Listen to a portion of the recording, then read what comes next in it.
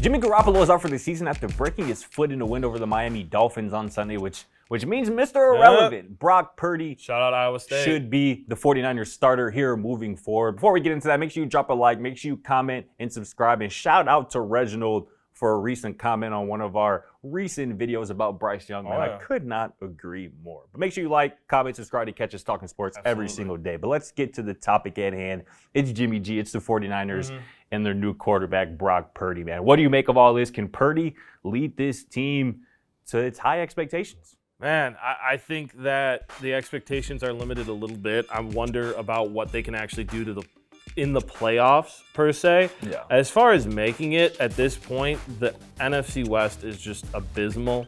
I think that Shanahan and the weapons around them can figure it out, unless, don't give Geno Smith a chance. I will say that. That's your quarterback. I mean, you just called him abysmal. That is your quarterback. I mean, the Rams are awful. And Yes, I'm sorry, RJ, but the Cardinals aren't doing great either.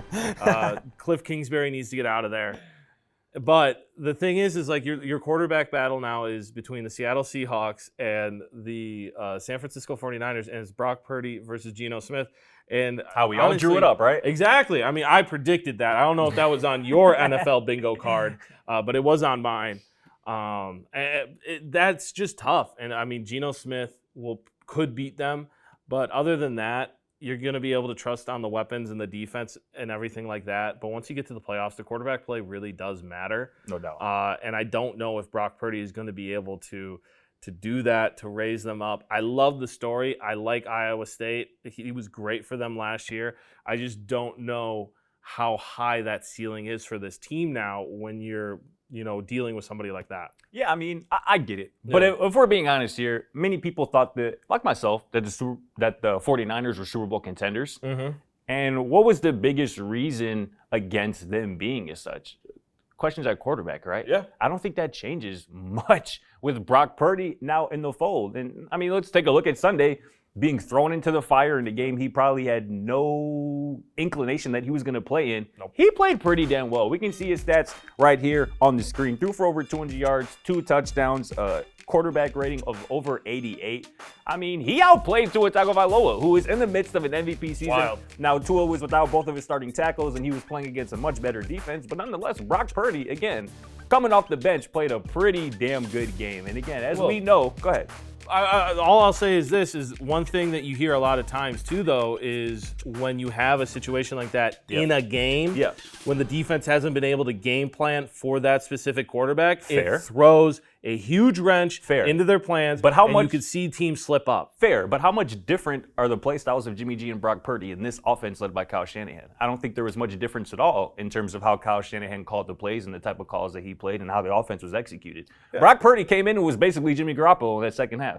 And it worked pretty damn well. And again, as we know, you don't have to do too much in this offense with the weapons that are surrounding you. Most you just hand the ball off. You just hand the ball off. You dump the ball off to Debo. You dump the ball off to CMC, and you hit some intermediate shots to Kittle and Jawan Jennings and Ayuk. And you're probably going to score 30 points in this offense like they just did on Sunday, scoring 33 against a very respectable team in the Miami Dolphins. So with all that being said, Brock Purdy is going to, in my opinion, do just enough to keep this team afloat. They're going to get to 11, 12 wins. Now, once they get into the playoffs, as you mentioned, it's going to be reliant on quarterback play, your team's success. And at that point, I don't know. We'll have to probably revisit Think about the quarterbacks in that. But let's have a little fun thought on the quarterbacks in the NFC. You have, Kirk Cousins. Yeah.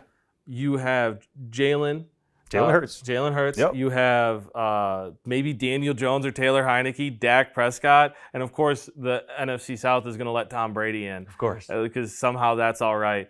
But man, what a wild! And then Brock Purdy, or Geno Smith, what a wild NFC quarterback group for the playoffs. I mean, I'm here for it. It would be wild. And this is part of the reason, too. If Brock Purdy and the 49ers were in the AFC with, Joe Burrow, Patrick Mahomes, Josh Allen, and Lamar Jackson, Tua, I'd be a little bit more worried. But again, as you mentioned, obviously we know what Brady is. But aside from that, none of those guys have a bunch of playoff experience or a lot of playoff success. at the quarterback position in the NFC. So it might not all be bad for Brock Purdy and the San Francisco 49ers. But let us know in the comments how you're feeling about them, their chances to keep this strong season going. Make sure you drop a like, a comment, subscribe to catch Matt, myself, and others talking sports every single day. Not looking Purdy, but it's a pretty good joke. Thanks for watching. Feel free to check out our other videos and don't forget to smack that subscribe button down below while you're at it. Also, for more great and original content, head right over to bvmsports.com.